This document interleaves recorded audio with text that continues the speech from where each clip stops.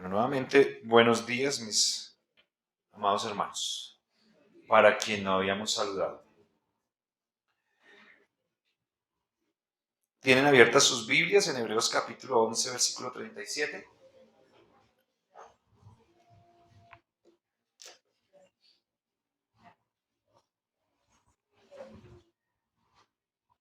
¿Están listos?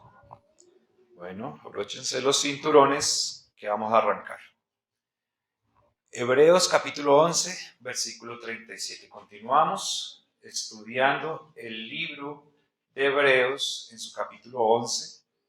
Ya lo vamos a terminar, estamos dándole puntadas finales a este libro que hemos titulado Jesucristo, fiel sumo sacerdote. El capítulo 11, como bien sabemos, desde algunos versículos atrás del capítulo 10, se ha centrado en hablarnos acerca de la fe, darnos enseñanzas acerca de lo que es la fe práctica en la vida del creyente. No esa fe aerosólica, esa fe filosófica, no esa fe que se entiende solamente desde conceptos, sino una fe aterrizada a las problemáticas que como creyentes tenemos que padecer en el día a día, que no son ajenos a nosotros. Y de eso vamos hoy a tener bastante tela para cortar, que es imponente a la hora de que nosotros lo contrastemos con fórmulas de vida, de fe, que se nos enseñan o que se han querido plantear en otros escenarios. Entonces, vamos a continuar en este versículo que nos corresponde en esta mañana, el versículo 37, dándole continuidad a lo que ya había comenzado a decir el versículo 36. El versículo 36 comenzó diciendo otros. Y en el versículo 37 nos va a seguir hablando de esos mismos otros.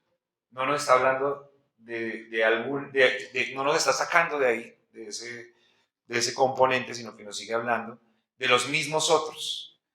Entonces, este versículo es complementario del versículo 36 o es continuidad, o sea, ahí va a seguir hablándonos de esos otros. Y les voy a pedir que por favor, en voz alta, lean conmigo el versículo 37. Dice de la siguiente manera: fueron apedreados, aserrados, puestos a prueba, muertos a filo de espada, anduvieron de acá para allá, cubiertos de pieles de ovejas y de cabras, pobres, angustiados, maltratados. Muy bien. Entonces, el autor tiene una forma muy singular de llamar la atención de los creyentes que en algún momento se encontraban, dijimos que se encontraban en una condición de desánimo en su vida cristiana. Esto como que es muy difícil, como que ser cristiano es un tanto duro. Yo no me imaginé que esto era así y que probablemente algunos estaban diciendo, si esto es así, mejor yo retrocedo. Si esto es así tan complicado, mejor yo como que no voy a continuar, como que yo planto acá. Entonces, llama mucho la atención esta forma particular que tiene el autor de subirle el ánimo a los creyentes.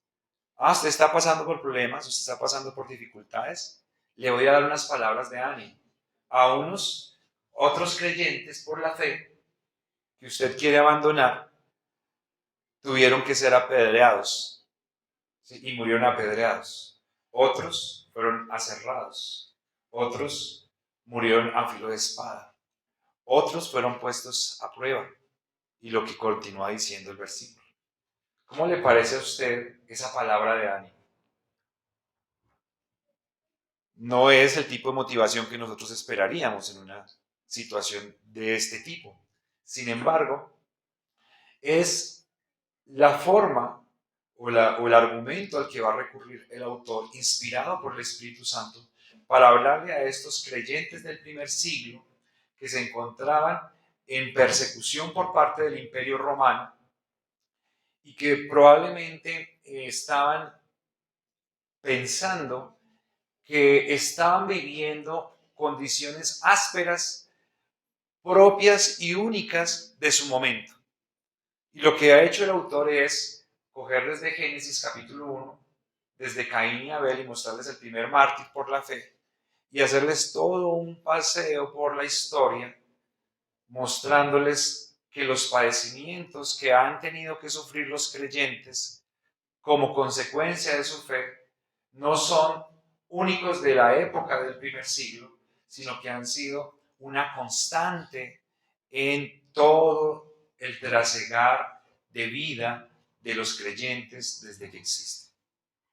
Ni siquiera Adán y Eva, que fueron puestos en un lugar perfecto, idílico, maravilloso, pleno, pudieron disfrutar durante toda su vida de esa condición maravillosa, sino que fueron extraídos de allí a causa de su pecado y tuvieron que padecer la nefasta condición pecaminosa y todos los dolores que ella le trajo, no solamente en la vida emocional, sino en todas las consecuencias que tuvo que padecer la creación, cardos y espinos, dolores en el momento del parto para la mujer, sudar para poder conseguir el pan que antes caía de los árboles y todas las complejidades a nivel social que se van a desprender, adicionadas a las condiciones personales de pecado de la carne, que fueron el temor, que fueron la vergüenza, que fueron la autojustificación. Entonces, nos va a llevar en estos versículos, mis amados hermanos, a unos extremos mayores a los cuales nosotros estuvimos tratando la semana pasada. La semana pasada hablamos de azotes, que tiene que ver con aspectos físicos, de prisiones y cárceles, de ser objeto de burla. Pero en este versículo 37 nos va a llevar al extremo, una vez más, de la muerte. Experimentar muerte a causa de la fe. Ellos experimentaron muerte. Entonces, por eso el título de nuestra predicación de hoy no cambia al título de la semana pasada, porque es una continuidad. El título de la semana pasada era Experimentamos la fe, y este sigue siendo Experimentamos la fe desde otros argumentos que nos va a entregar el autor. Entonces, es interesante esto porque la fe no solamente es un don que Dios nos da para que nosotros lo experimentemos en temas religiosos, para que nosotros lo experimentemos en temas de conciencia, en temas de relacionamiento con Dios, sino que cuando nosotros miramos lo que han tenido que pasar estos creyentes a lo largo de su vida y a lo ancho, pues nosotros nos damos cuenta que cobija todo, cobija su economía, cobija sus relaciones familiares, lo cobija sus condicionamientos de salud, de edad, de lugar geográfica. Todo está traspasado como una lanza por este don de la fe. En todas las cosas, la fe va a ocupar un lugar que nos conecta con la vida de como creyentes, obligadamente. Entonces, la semana pasada hablábamos del tema de la experiencia, porque en el versículo 36 dice, otros experimentaron.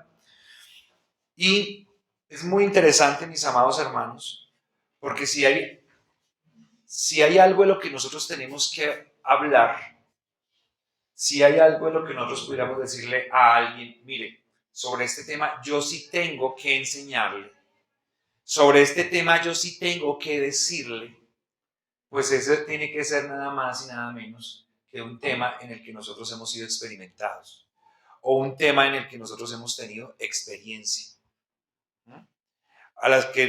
Un tema en el que nosotros hayamos sido expuestos en nuestra vida voluntariamente o involuntariamente, pero es allí. ¿Sí? Son esas experiencias, hermanos, dijimos que Dios nos pone en experiencias de fe que nosotros no escogemos, que nosotros no escogeríamos, que nosotros no quisiéramos, que a veces nos causan vergüenza, pero es en esas áreas de la vida en las que nosotros podemos dar cátedra. Entonces nosotros podemos decir, yo sé qué es ser huérfano, yo sé qué es tener una pérdida de un ser querido, yo sé qué es haber sido la víctima de la droga, yo sé qué es pasar por el momento catastrófico de un divorcio, yo sé qué es pasar por un abuso, yo sé qué es tener que vivir en condiciones extremas de pobreza, en condiciones extremas de maltrato. Y esas no son experiencias que nosotros hayamos escogido, no son experiencias que nosotros hayamos decidido vivir en muchos casos, son cosas a las que nosotros tuvimos que ir arrastrados muchas veces por las circunstancias, por las situaciones y aprender. ¿No? Y aprendimos. Entonces, de esto nos está hablando el texto está hablando de las experiencias que nosotros tenemos que vivir, pero como consecuencia de la fe. Como consecuencia de la fe, estos personajes de los cuales nos está hablando la Escritura tuvieron que sobrepasar o sobrellevar o lidiar con estas situaciones que nos está narrando acá el autor en este texto. Entonces, cuando nosotros hablamos de un experimento o quisiéramos decir experimento con otra palabra, ¿qué palabra se nos podría ocurrir? ¿Qué otra palabra nosotros podríamos utilizar? Aquí la está traspasando de la palabra experimento del versículo 36 al versículo 38. El autor va a utilizar otra palabra que es prueba, donde dice puestos a prueba. O sea, el experimento podría ser algo así como ser probado. ¿Sí? Cuando usted hace un experimento, usted prueba cosas. Usted tiene un ánimo de comprobación. ¿Qué va a pasar? ¿Qué va a suceder con estos elementos que yo voy a combinar? ¿Qué resultará? O cuando el profesor hace un experimento en el aula de clase y lo muestra a su audiencia, pues él ya sabe qué es, pero él está haciendo una demostración, él está haciendo una comprobación. Es decir, poner a prueba si lo que yo le estoy diciendo es cierto. Yo le digo, yo combino estos dos elementos y dan este resultado. Y alguno puede decir, no le creo. Bueno, vamos a probarlo. Y los vamos a combinar a ver si esto que yo estoy diciendo, que yo estoy planteando, va a dar ese resultado o no lo va a dar. Entonces, otra forma de decir experimento sería ¿cuál? Prueba. Y la prueba es como un examen. Ahí se estaría examinando el profesor si realmente eso que le está diciendo es cierto o no. Pero cuando nosotros en el área académica, ¿cierto? En el colegio, ustedes que estudian, que están en la universidad, los que hemos pasado por un ámbito académico, sabemos que la forma como nosotros podemos comprobar que hemos aprendido es a través de exámenes, ¿cierto? Un examen. En ese momento vamos a evidenciar si se aprendió o no se aprendió. Entonces, en ese sentido vamos a continuar hablando acerca de el experimento de la fe, mis amados hermanos. ¿Sí? Y el primer elemento de experimento que nos va a utilizar en el versículo 37 el autor para dar un resultado en la vida de fe de algunos creyentes es el experimento con la vida. Ese don precioso que Dios nos ha dado, la vida. Y vamos a hablar de unos términos que utiliza acá en Hebreos capítulo 11, versículo 37. Dice que otros fueron apedreados, aserrados y muertos a filo de espada. Apedreados, aserrados y muertos a filo de espada. ¿Cómo les parece ese experimento? Duro, ¿no? Hubo un experimento extremo de la fe, ¿sí? Dicen, bueno, vamos a hacer este experimento donde vamos a comprobar si usted es capaz de dar la vida por la fe que usted tiene o no. ¿Y qué diríamos nosotros? De pronto, tal vez, quizás, mejor mañana. Estoy muy nuevito en la iglesia, ¿sí? De pronto el otro año. Pero acá nos va a poner ejemplos de personajes bíblicos que fueron verdaderamente, literalmente, apedreados. Y les voy a pedir que lean conmigo en Segunda de Crónicas, capítulo 24, versículos 18 al 21. Segunda de Crónicas, capítulo 24, versículos 18 al 21. Y desampararon la casa de Jehová, el Dios de sus padres, y sirvieron a los símbolos de acera y a las imágenes esculpidas. Entonces la ira de Dios vino sobre Judá y Jerusalén por este su pecado, y les envió profetas para que les volviesen a Jehová, los cuales les amonestaron, mas ellos no los escucharon. Entonces el Espíritu de Dios vino sobre Zacarías, hijo del sacerdote Joiada, y puesto en pie, donde estaba más alto que el pueblo, les dijo: Así ha dicho Dios, ¿por qué quebrantáis los mandamientos de Jehová? No os vendrá bien por ello, porque por haber dejado a Jehová, él también os abandonará. Pero ellos hicieron conspiración contra él, por mandato del rey, lo apedrearon hasta matarlo en el patio de la casa de Jehová.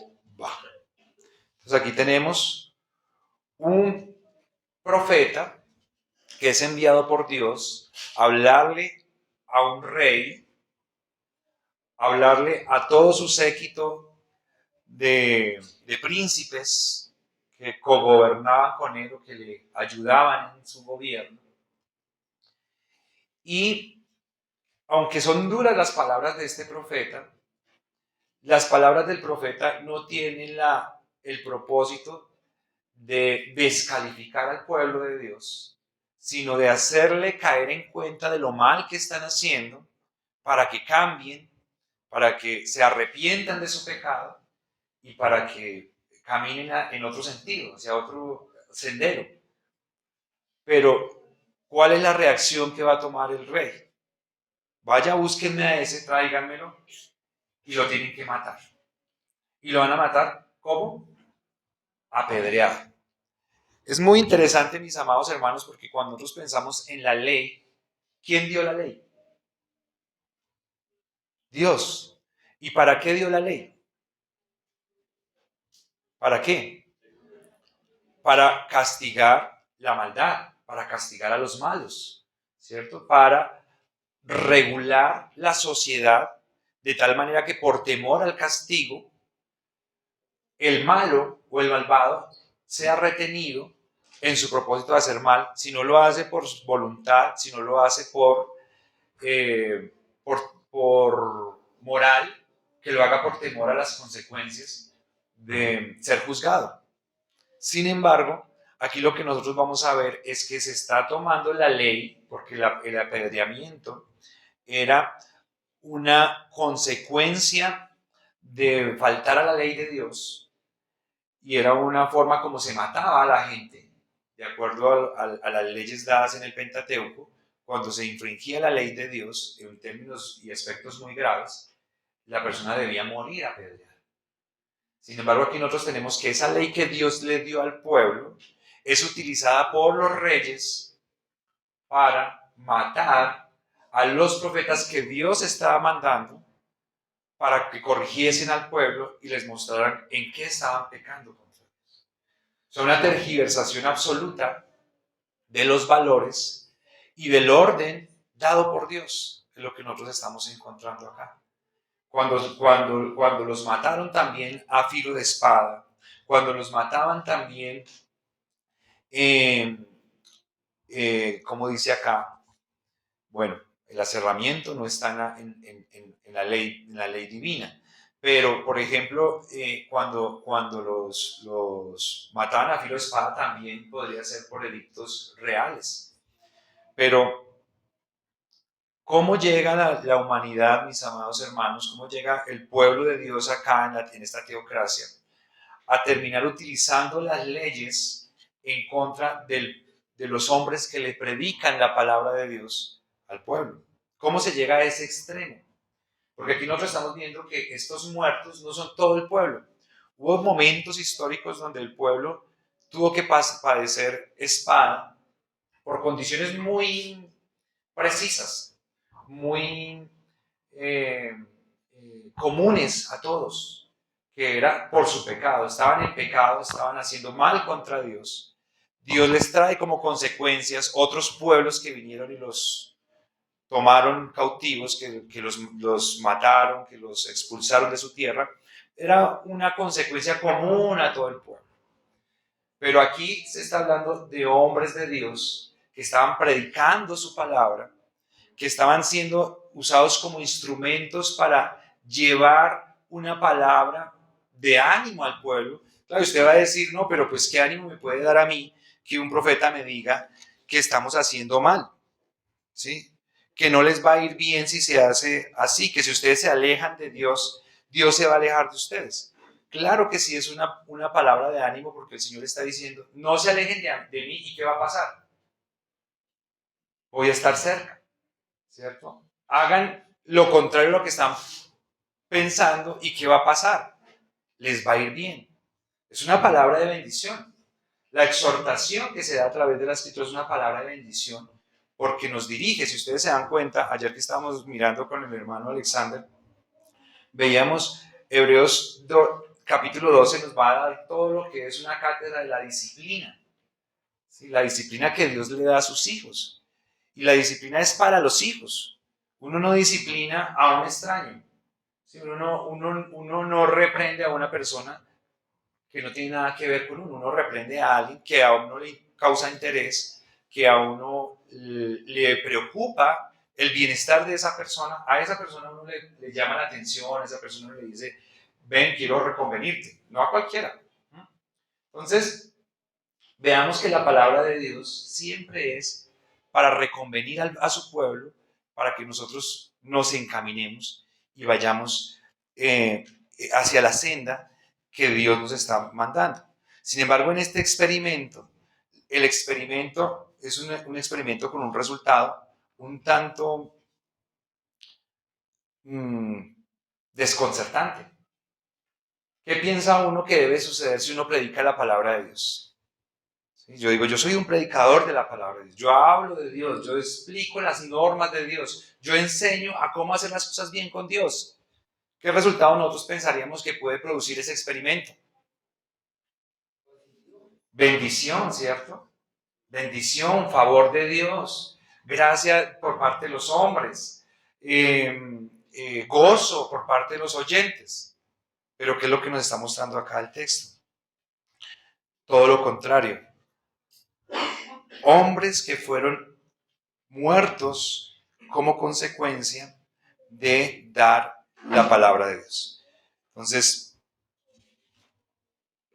Zacarías fue muerto, apedreado. Aserrados, dice acá.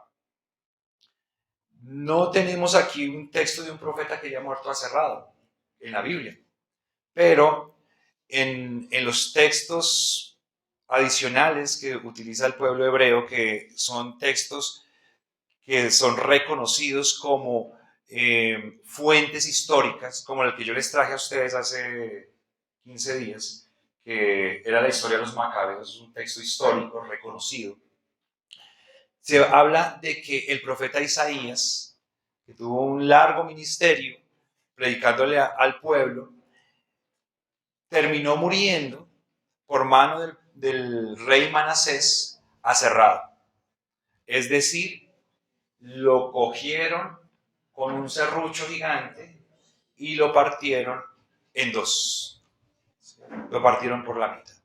Después de haber sido un profeta con un ministerio de de varias décadas, hablándole al pueblo de Dios, se encuentra con Manasés, hijo de Ezequías, uno de los peores reyes que tuvo Judá en toda su historia, y termina masacrando de una manera tan cruel, tan vil, tan despiadada a un profeta de Dios. Entonces, hermanos, fíjense ustedes el pago de un profeta que dedica la mitad de su vida a predicar la palabra de Dios, a reconvenir al pueblo para que mejoren sus caminos, y estas respuestas que ellos reciben. ¿Cómo les parece a ustedes ese experimento? ¿Cómo les parece el resultado de ese experimento? Casi que pudiéramos decir, es de esos experimentos que no quisiéramos hacer, ¿cierto? Vamos a juntar bicarbonato con Alka-Seltzer a ver qué pasa, ese experimento lo hacemos. Pero si le vamos a poner el láser a dinamita, como que decimos, tenga cuidado. Y nos va a hablar también acá el texto acerca de muertos a filo de espada. Hay un texto que se encuentra en Primera de Samuel, búsquenlo por favor, capítulo 22, versículos 17 y 18, que dice: Entonces dijo el rey a la gente de su guardia, que estaba alrededor de él: Volveos y matad a los sacerdotes de Jehová, porque también la mano de ellos está con David. ¿Se acuerdan que David, cuando escapó de Saúl, se fue al templo y llegó un sacerdote y sacó pan del templo, pan calientico que había, y le dio a él y a los que con él estaban? Y con eso él apaciguó su hambre y continuó su camino. Bueno, acá nos está hablando de ellos. Dice: Pues sabiendo ellos que huía, no me lo descubrieron. Pero los siervos del rey no quisieron extender sus manos para matar a los sacerdotes de Jehová. Entonces dijo el rey a Doeg, que era un extranjero: Vuelve tú y arremete contra los sacerdotes. Y se volvió Doeg el edomita y acometió a los sacerdotes y mató en aquel día 85 varones que vestían éfod de lino. 85 sacerdotes muertos a filo de espada en esta historia. ¿Cómo les parece? ¿Cómo les parece la escena? ¿Sí? Imagínense usted la escena. 85 hombres que servían en el templo vestidos con el éfod, que era un manto blanco, así súper pulcro, súper dispuesto para el servicio al Señor, y los 85 muertos allí. O sea, es una imagen trágica, terrorífica, una imagen de la que no quisiéramos hablar, mis amados hermanos, pero son imágenes que hoy en día las seguimos viendo. En toda la historia de la humanidad nosotros hemos visto gente que muere terriblemente. En nuestra historia en Colombia, ustedes saben que nosotros tenemos historias trágicas. Se hablan, por ejemplo, los temas de las motosierras en algunas regiones donde se mataron cantidades de personas y se hicieron masacres horrorosas que se recuerdan, que no están lejanas en la vida de nosotros como nación, como creyentes. Pero acá nosotros estamos hablando de víctimas de la fe. O sea, fueron muertos siendo creyentes, en ejercicio de funciones al servicio de la obra de Dios. Murieron. Y los creyentes del primer siglo estaban tristes porque estaban siendo perseguidos. Y el autor les está dando ánimo, ¿no? Sepan que la otra vez mataron 85. Entonces, morir a filo de espada era más bien común, fue más bien común. ¿Sí? Pero cosas como, por ejemplo, ser aserrados, pues eso era una tortura. O sea, ya uno morir, que le digan, usted va a morir partido en dos, de usted lo vamos a comer, eso ya era una cosa execrable, una cosa vengativa, una cosa que se pasaba pues de castaño oscuro en una condición que uno dice, pero ¿por qué se está vengando? ¿Por qué se van a estas condiciones extremas? ¿Por qué simplemente no se satisface con darle muerte, sino que además tiene que darle una muerte de tortura y una muerte salvaje en todo el sentido de la palabra. Y dice que estos personajes fueron puestos a prueba. Muchos de estos, antes de morir, les dio una oportunidad de arrepentirse. Arrepiéntase. Niegue su fe. Diga que lo que usted cree, no lo cree. Al profeta Jeremías le dijeron eso. A usted lo vamos a llevar preso, lo vamos a encarcelar, porque usted está diciendo que vamos a ser cautivos y que nos van a llevar a Babilonia. Diga lo contrario. Retráigase. Y ya no hay ningún problema. ¿Sí? Póngase de acuerdo con los otros profetas que nosotros les pagamos. O sea, casi que le estaban ofreciendo sueldo. Y no hay problema. Pero como él se mantuvo firme en predicar la palabra de Dios de manera fiel, entonces lo que recibió fue la cárcel, fue haber sido metido en una cisterna como vimos la semana pasada. Y Jeremías también nos dice la historia que también después de que el pueblo fue llevado cautivo, que está en la historia, no está en la Biblia, es extrabíblico, pero es reconocido por todos los estudiosos de la escritura. Fue muerto en Egipto, apedreado por su pueblo también, porque las últimas profecías que da Jeremías para las naciones circundantes a Israel y a Egipto, las da estando en Egipto, después de que el pueblo había sido llevado a Babilonia. Y no eran suaves las profecías, era Dios va a destruir Egipto, Dios va a destruir todas estas naciones, y después Dios también va a llamar la atención de Babilonia, que se llevó cautiva a Jerusalén. Entonces, como no era suave la predicación, termina muerto en Egipto también el profeta Jeremías. Entonces, cuando nosotros miramos esto, mis amados hermanos, nosotros tenemos que decir, ¿cómo una persona es capaz de entregar tanto? ¿Cómo una persona es capaz de servir tanto? De ir hasta ese punto. ¿Cómo? ¿Cómo se llega? Eso es lo que nosotros tenemos que pensar cuando miramos estas experiencias. El segundo punto de nuestra enseñanza es experimentó con convicciones. Primero experimentos con la vida, el segundo experimento es con convicciones. Y hay un pasaje en la escritura que se encuentra en Daniel capítulo 3 versículo 15. Quizás ustedes lo hayan estudiado el día que vino a predicar el hermano Pedrito, donde los amigos de Daniel son puestos en el horno de fuego y antes de eso le dicen, pero les vamos a dar una oportunidad.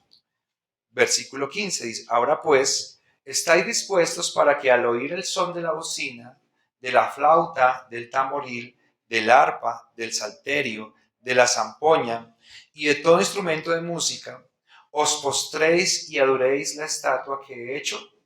Porque si no la adoráis, en la misma hora seréis echados en medio de un horno de fuego ardiendo.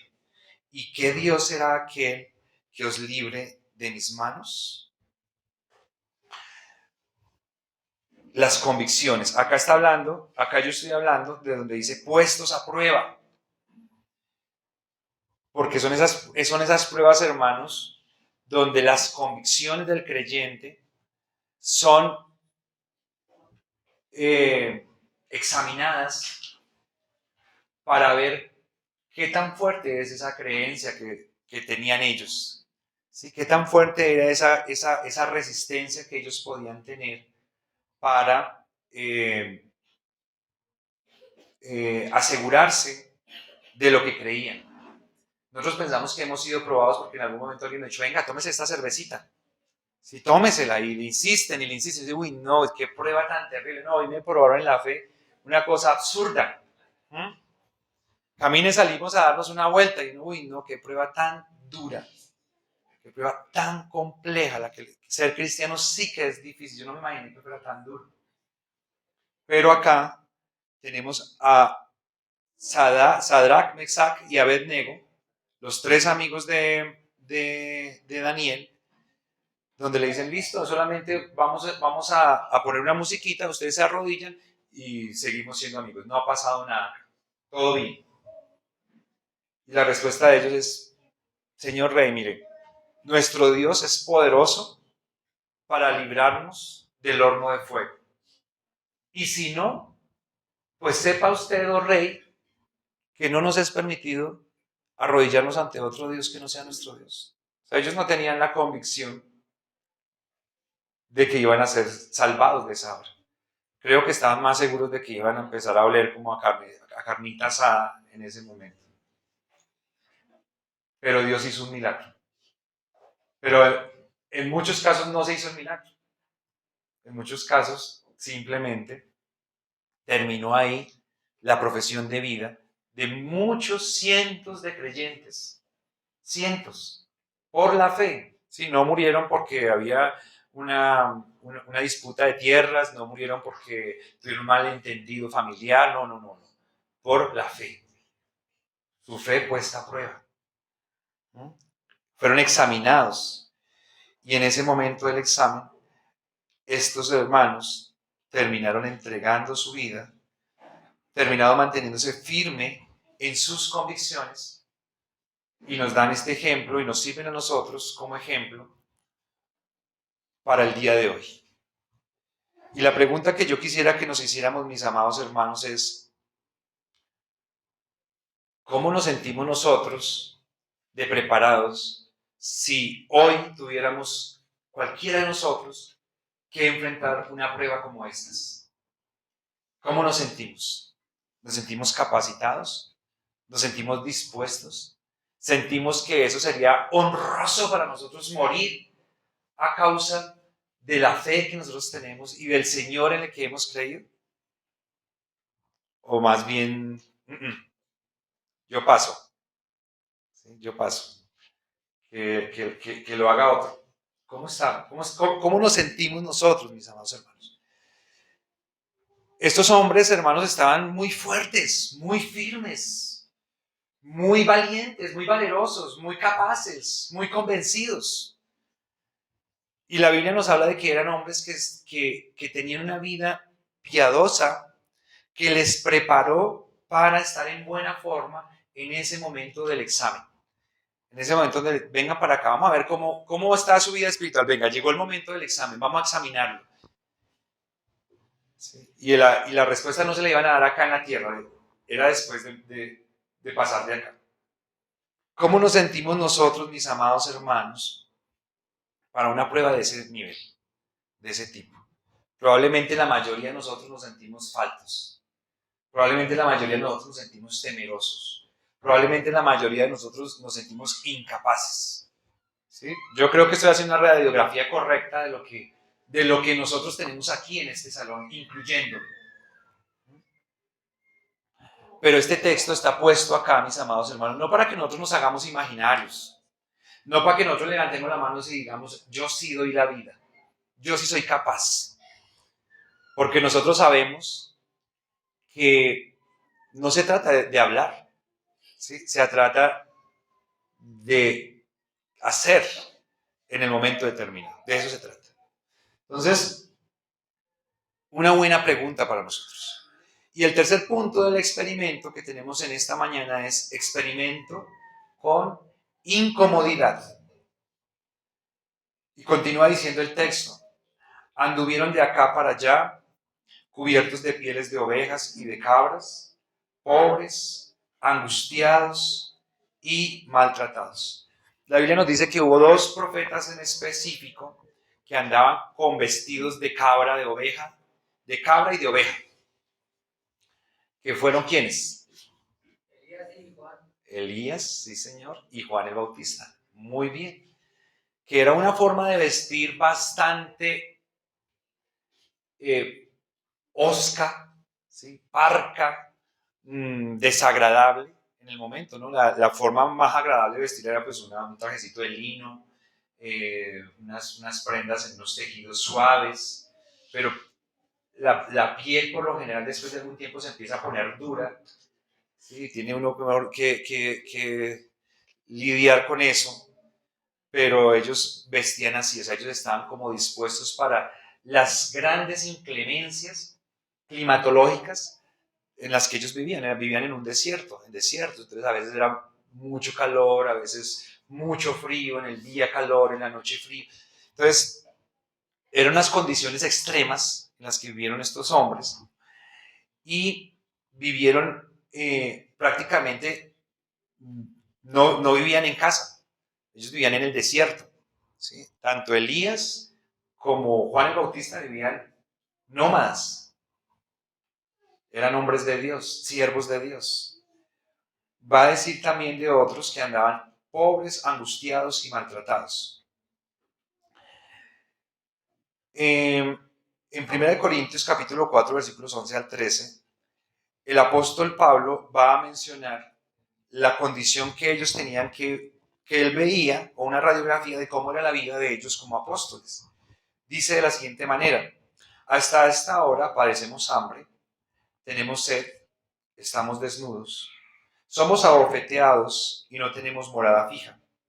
Nos fatigamos trabajando con nuestras propias manos, nos maldicen y bendecimos, padecemos persecución y la soportamos, nos difaman y rogamos, y hemos venido a ser hasta ahora como la escoria del mundo, el desecho de todos.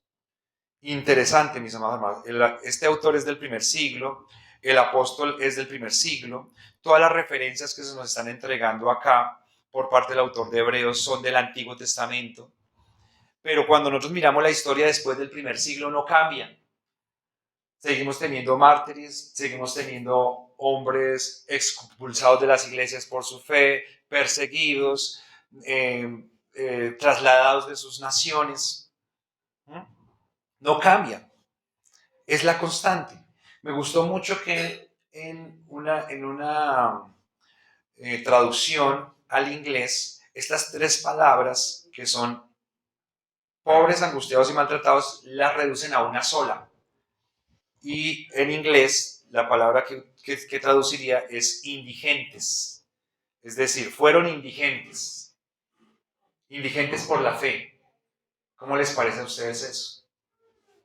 Personas que de pronto no olieron muy rico, que si habían almorzado no habían desayunado o cenado, que dice aquí maltratados, o sea, que no eran tenidos en bien por su sociedad, no eran apreciados, no eran personas que la gente quisiera tener cerca. Indigentes.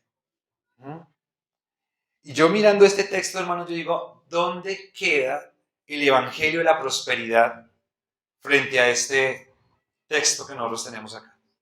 ¿Dónde queda esa invitación que nos hacen algunos predicadores para venir a Cristo? Le dicen, ven a Cristo, que Él tiene un plan maravilloso para tu vida. ¿Dónde queda esa predicación que dice, si tú vienes a Cristo, mira, yo antes estaba pobre como tú, pero tú vienes a Cristo y mira, ahora tengo carros, propiedades, escoltas, dinero, porque es que soy un siervo de Dios. ¿Dónde queda ese tipo de teología en un pasaje como este, mis amados hermanos?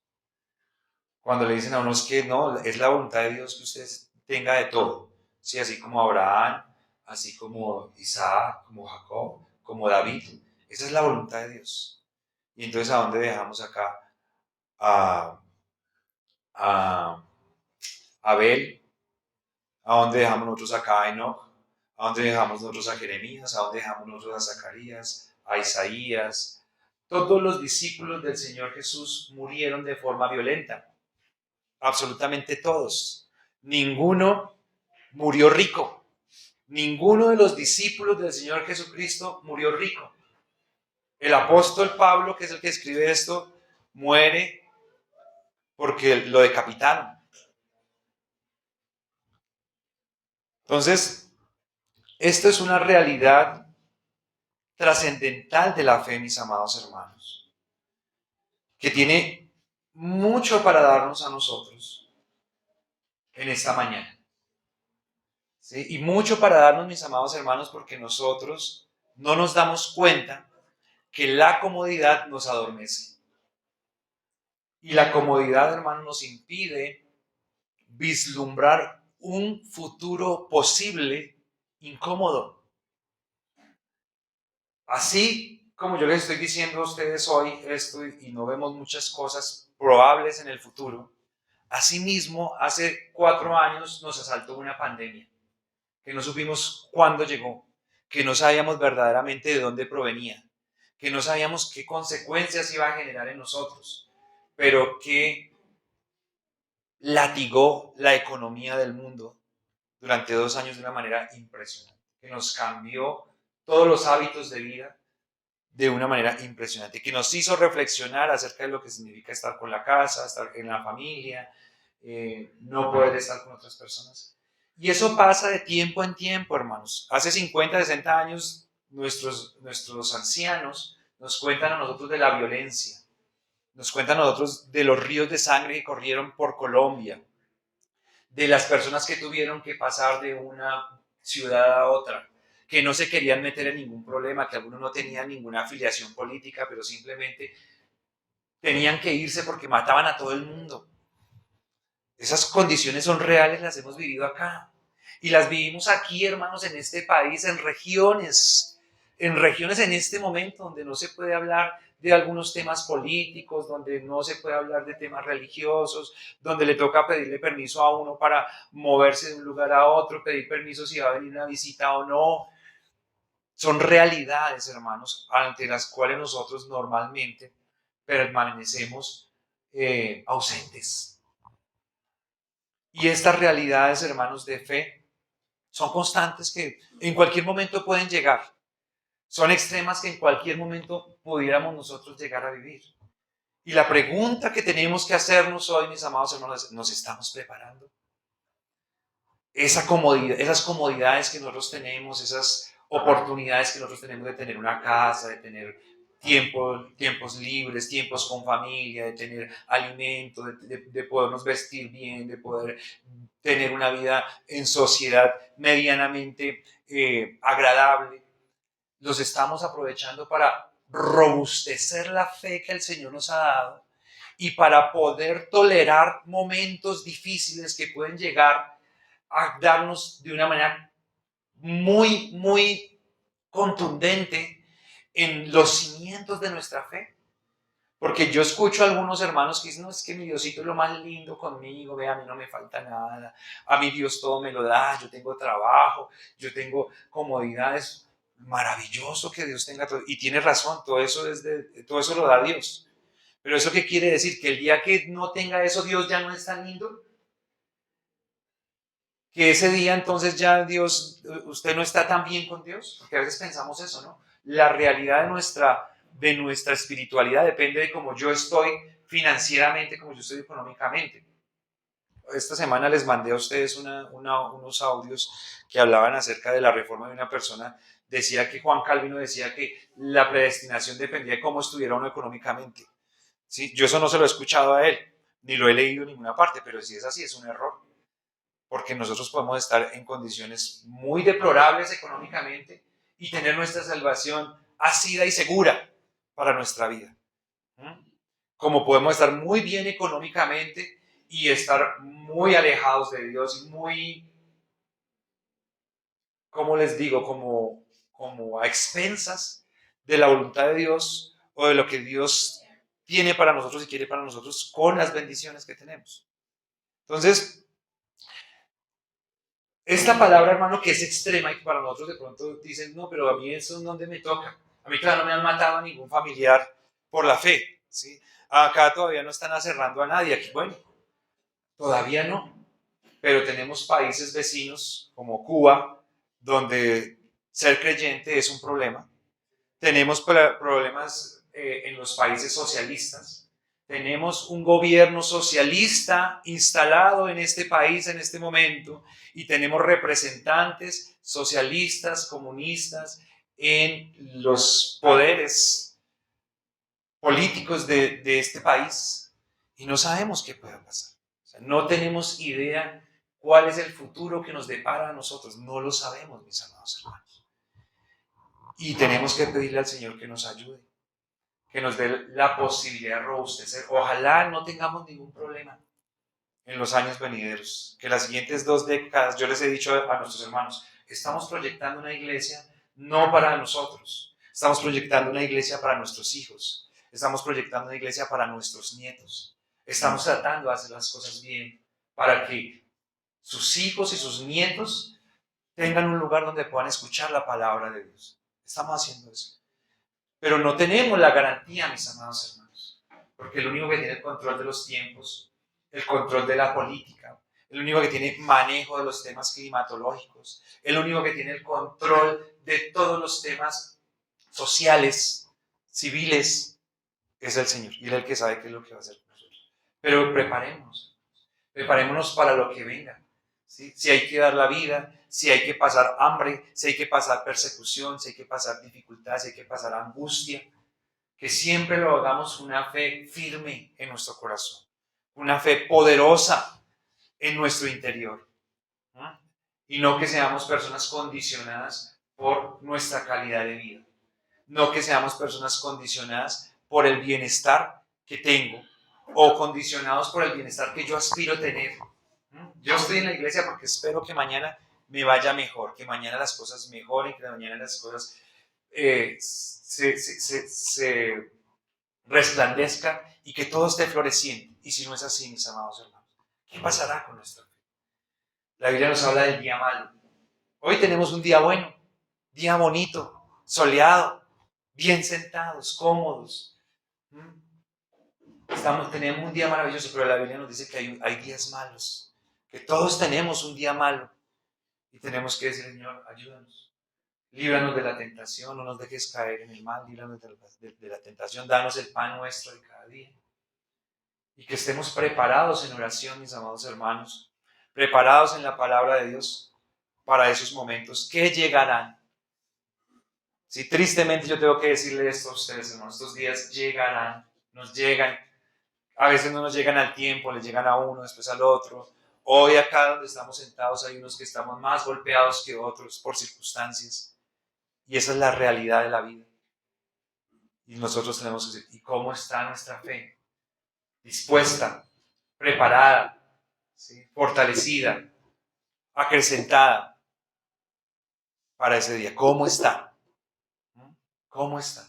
Que no nos cojan por sorpresa las circunstancias, que no nos cojan por circunstancia las complejidades de la política, pestes que llegan, siempre están llegando pestes, también en toda la historia de la humanidad siempre vienen enfermedades, siempre vienen circunstancias, vienen enfermedades a nosotros que vienen por temas naturales de la edad, naturales de nuestros hábitos, porque a veces tenemos malos hábitos, comemos mal, dormimos mal, tenemos malas prácticas, deportes demasiado exigentes para el cuerpo, para nuestro organismo, y eso después nos cobra a nosotros, nos cobra. ¿Y ahí qué decimos?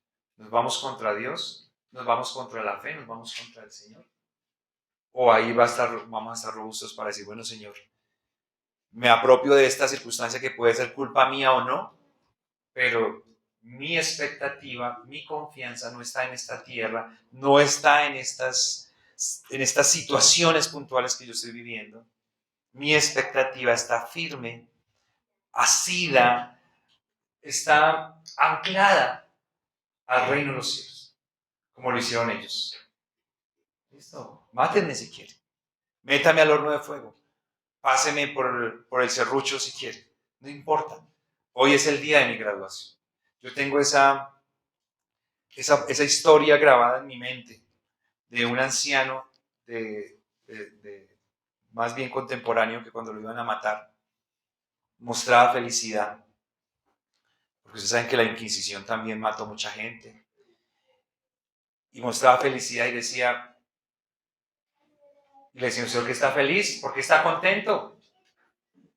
Yo no veo la razón para que usted esté sonriente. Y él decía, es que hoy es el día de mi grado. ¿Sí? Y ustedes me van a quemar, pero en 5, 10 minutos o media hora, yo voy a estar graduado y voy a estar del otro lado. Y voy a estar con mi Señor. Voy a estar viviendo el mejor momento de toda mi vida. El momento por el cual yo he esperado por siempre. Y eso se llama convicción. Se llama fe. Nosotros estaríamos diciendo, no, no me mate. Yo tengo 2 hijitos en la casa que me esperan, una esposa. No me mate, por favor. Que Dios nos ayude, hermanos. Esto es duro.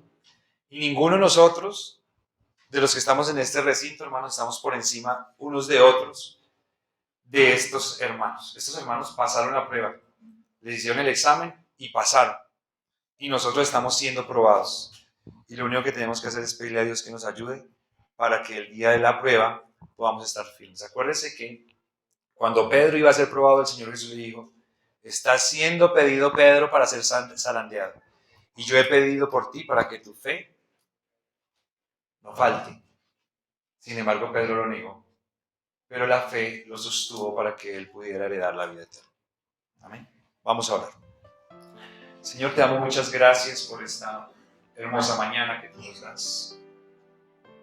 Una vez más, Señor, te damos gracias por estos experimentos de fe que nosotros encontramos en las Escrituras, que nos parecen demasiado crueles, que nos parecen demasiado duros, demasiado fuertes para nosotros.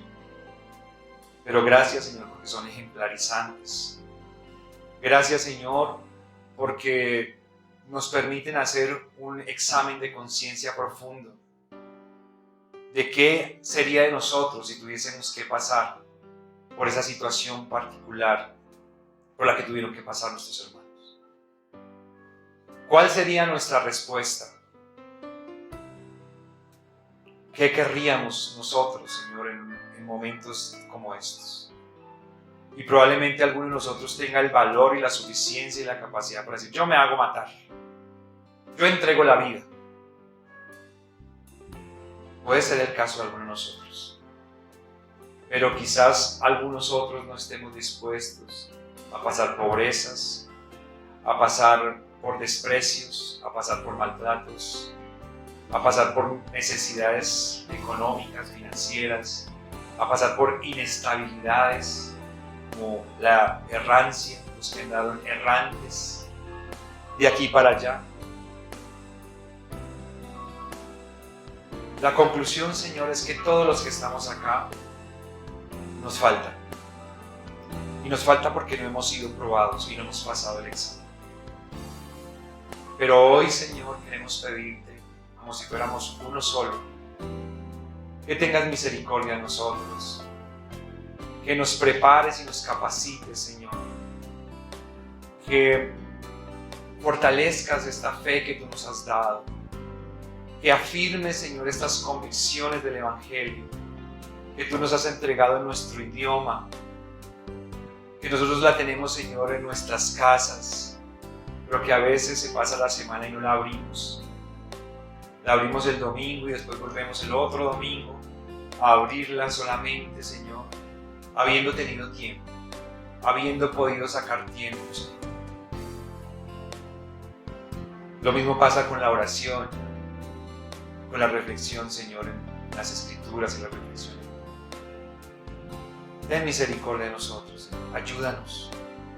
Ayúdanos, Padre Santo, porque somos débiles, porque somos frágiles, porque somos insensatos, porque somos carnales, porque nos interesa, Señor, todo lo que tiene que ver con este mundo.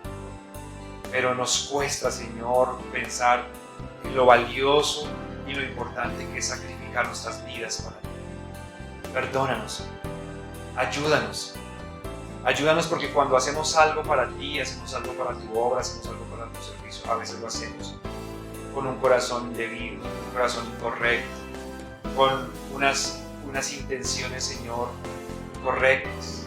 Y ahí borramos todo. Ayúdanos, ayúdanos. Ayúdanos, Padre Señor. Ayúdanos, Señor. Lo suplicamos.